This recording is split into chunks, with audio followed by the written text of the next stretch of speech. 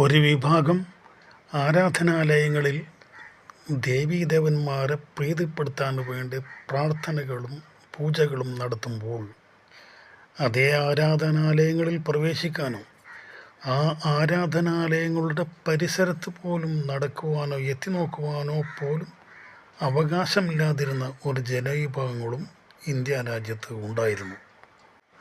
ഉന്നത ജാതിക്കാരൻ്റെ ദാസ്യവൃത്തിയും ഒപ്പം അവൻ്റെ ചെരുപ്പ് തുടക്കലുമായിരുന്നു അന്ന് ഇന്ത്യയിലെ ദളിതന്മാരുടെ പിന്നോക്കക്കാരുടെ ജോലി.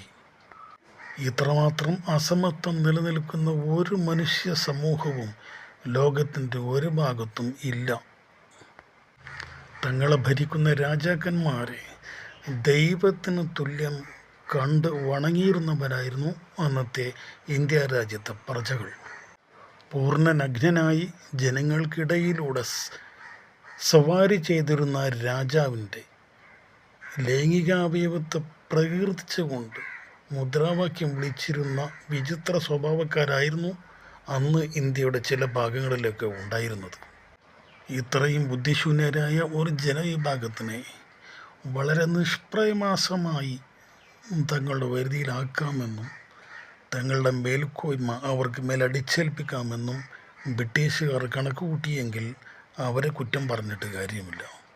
ഇവിടെ നാട്ടുരാജ്യങ്ങളെ തമ്മിലടിപ്പിച്ച് ജനങ്ങളെ തമ്മിലടിപ്പിച്ച് ഈ ഭിന്നിപ്പ് മുതലെടുത്തുകൊണ്ട് ഇന്ത്യ രാജ്യത്തിൻ്റെ പരിപൂർണമായ അധികാരം ക്രമേണ തങ്ങളുടെ വരുതിയിലേക്ക് കൊണ്ടുവരാൻ ബ്രിട്ടീഷുകാർക്ക് സാധിച്ചു എന്നതാണ് പിൽക്കാല ചരിത്രം. ഇംഗ്ലീഷ് ഈസ്റ്റ് ഇന്ത്യ കമ്പനി എന്ന കച്ചവട കമ്പനി ഇന്ത്യ രാജ്യത്തെ ഭരണാധികാരികളായി പരിണമിച്ചതോടെ ഇന്ത്യയിലെ പ്രജകൾക്കോ ഇന്ത്യയിലെ രാജാക്കന്മാർക്കോ പോലും ശബ്ദിക്കാൻ പോലും പറ്റാത്തൊരു സ്ഥിതിവിശേഷം ഇന്ത്യയിൽ വന്നു ചേരുകയുണ്ടായത്. ആ അവസ്ഥ പിന്നീട് 300 കൊല്ലക്കാലത്തോളം തുടർന്നു എന്നത് നമ്മുടെ ഗതികേടായി മാറി.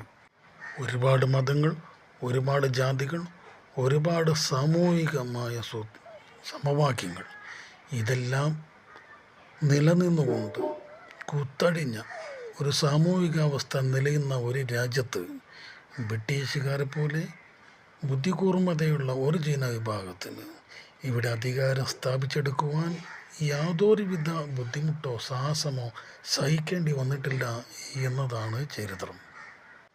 ഇതിനിടയിൽ ബ്രിട്ടീഷുകാർക്കെതിരെ പഴശ്ശിയെപ്പോലെ ടിപ്പു സുൽത്താനെ പോലെ ഉള്ള ചില ഭരണാധികാരികളുടെ ഭാഗത്തു നിന്ന് ഒറ്റപ്പെട്ട ചില